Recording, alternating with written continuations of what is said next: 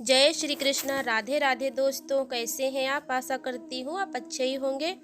आज मैं फिर लड्डू गोपाल जी की बिल्कुल सत्य लीला कथा सुनाऊंगी, जिसे सुनकर आपका मन भक्ति से भर जाएगा और आप यह भी समझ पाओगे कि लड्डू गोपाल साक्षात होते हैं।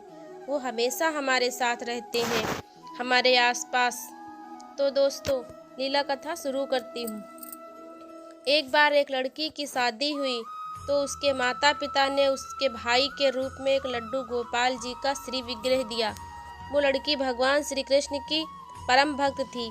भगवान कृष्ण से बेहद प्यार करती थी। बड़ा ही संस्कारी परिवार था। ठाकुर जी के अनन्य भक्त थे। भाई स्वरूप में लड्डू गोपाल को अपने साथ ले आई। यहाँ जब ससुराल में आई तो पहली बार लड्डू गोपाल आए। परिवार वालों ने बहू का खूब सम्मान किया, लड्डू गोपाल का स्वागत किया। अब लड्डू गोपाल घर में आ गए तो उनका भोग वैसे ही लगता था जैसे वो अपने घर में लगाती थी। उनको वैसे ही सुलाना, वैसे ही पोशाक धारण करवाना, वैसे ही नहलाना, वैसे ही दूध पान करवाना, वैसे ही प्रेम करना, बहुत सारी बातें करना। सासू माँ भी ये देखती थी कि बहू किस तरह से सेवा करती है लड्डू गोपाल की, कितना प्रेम करती है भगवान से। लेकिन उनके घर कभी लड्डू गोपाल नहीं रहे थे तो उन्हें पता नहीं था कि सेवा कैसे की जाती है। पर बहू को देखती थी तो उन्हें बड़ा अच्छा लगता था कि बड़ी संस्कारी बहू आई है। नई नई शादी हुई थी तो उस लड़की ने अपने लड्डू गोपाल को कहा, माधव सुनो, अब मेरी शादी हो चुकी है, ये मेरी ससुराल है, यहाँ के नियम अलग हैं। यहाँ सब लोग रात्रि में 9 बजे सो जाते हैं, तो अब अपना नटखटपन छोड़ देना। यहाँ हम देरी से नहीं सोएंगे, मर्जी से नहीं सोएंगे, रात को 9 बजे सो जाएंगे। तुम मेरी ससुराल में हो, इस बात का ध्यान रखना। और लड्डू गोपाल जी से इसी तरह से बातें किया करती थी, प्रेम किया करती थी। सासू माँ भी ये सब देखती थी। जब नई नई शादी होती है तो कई रिश्तेदार खाने पर बुलाते हैं, अपने घर पर बुलाते हैं। तो एक दिन एक रिश्तेदार ने लड़की को और उसके पति को भोजन पर बुलाया।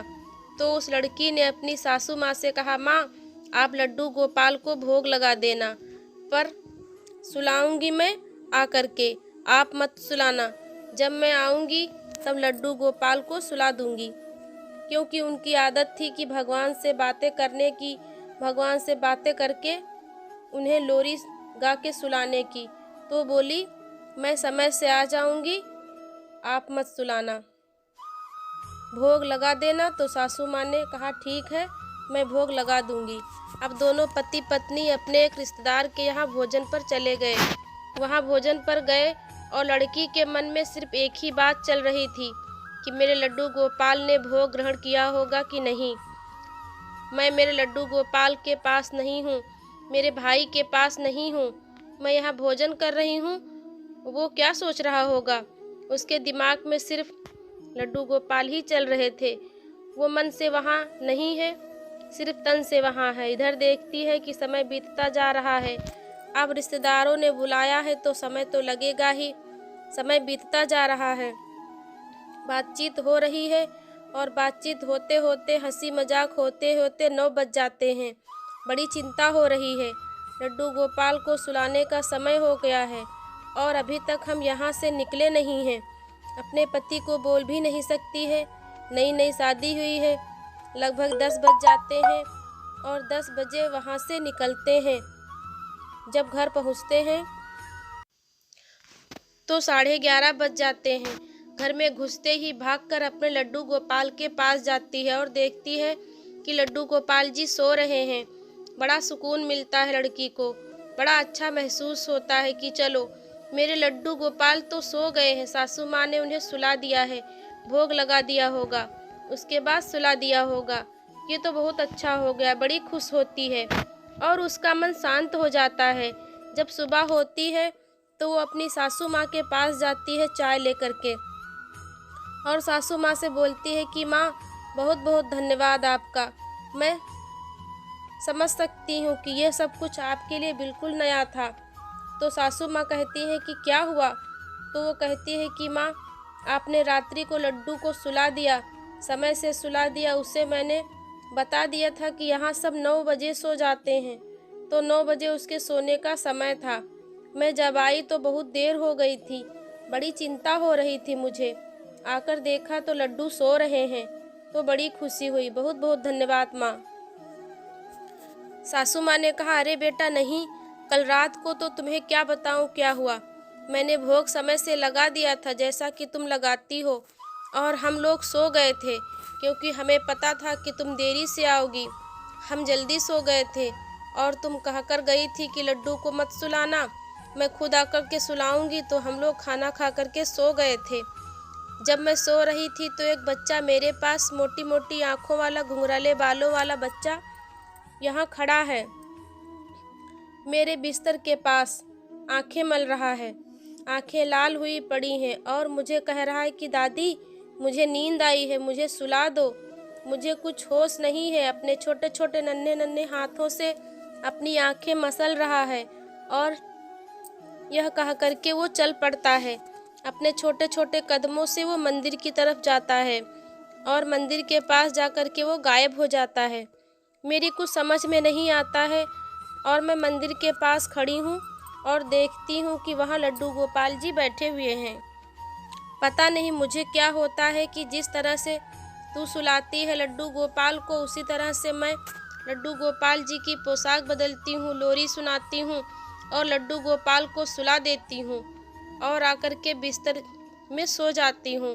अभी जब सुबह मैं उठी तो मुझे लगा कि ये सपना था, मैंने ऐसा सपना देखा, लेकिन तू कह रही है कि मैंने सच में लड्डू गोपाल को रात्रि में सुलाया था। सासू माँ रोने लग जाती है और इधर बहू भी भाव विभोर हो जाती है। सासू माँ बहू को गले लगाती है और कहती है कि मेरी जिंदगी के आखिरी पड़ाव में तेरी वजह से मुझे भगवान के साक्षात दर्शन हो गए। मैं देखती हूँ कि किस तरह से तू स्नेह करती है लड्डू गोपाल को, किस तरह से प्रेम करती है लड्डू गोपाल को। मैंने लोगों से किस्से कहानियों में सुनी थी कि लोग भोग लगाते हैं, लोग प्रेम करते हैं। अब मुझे पता चल गया कि ये किस्से कहानियाँ नहीं हैं। लड्डू गोपाल जहाँ भी होते हैं साक्षात होते हैं। मैंने रात्रि में देखा है उन्हें और उस लड़की के आंसू नहीं रुक रहे थे। वो भाव विभोर हो गई थी क्योंकि वो तो जानती थी कि मेरे भाई हमेशा मेरे साथ रहते हैं। दोस्तों, बहुत सारे लोग ऐसे हैं जिनके यहाँ रिवाज है कि जब भी उनकी बेटी का विवाह होता है तो साथ में लड्डू गोपाल देते हैं, लेकिन ये पता नहीं होता कि सामने वाला घर कैसा मिलेगा। ऐसे किस्से मैंने बहुत पढ़े हैं, सुने हैं कि अपने घर से वो लड्डू गोपाल लाई थी, पर यहाँ आकर लड्डू गोपाल को डिब्बे में बंद करके रखना पड़ा। यहाँ उनकी सेवा नहीं होती है, लोग मजाक बनाते हैं। उस लड़की को दूसरे परिवार के हिसाब से रहना पड़ता है, यही परंपरा भी है। लेकिन आप याद रखिएगा, यदि आपकी बहू लड्डू गोपाल लेकर के आई है तो लड्डू गोपाल नहीं, साक्षात ठाकुर जी को लाई है। वो आपका सौभाग्य लेकर के आई है। कृष्ण जहाँ भी होते हैं साक्षात होते हैं, जिसके साथ भी होते हैं साक्षात होते हैं, और जिसके साथ जो रिश्ता होता है उस रिश्ते को निभाते हैं। और भगवान श्री कृष्ण ही हैं जो आपको ये अधिकार देते हैं। तो दोस्तों, अगर ये सतलीला कथा आपको पसंद आई है, आपके हृदय को स्पर्श की है, तो प्लीज़ वीडियो को लाइक करें और शेयर करें और हमारे चैनल को सब्सक्राइब करें। राधे राधे, हरि बोल, बोलो लड्डू गोपाल की जय।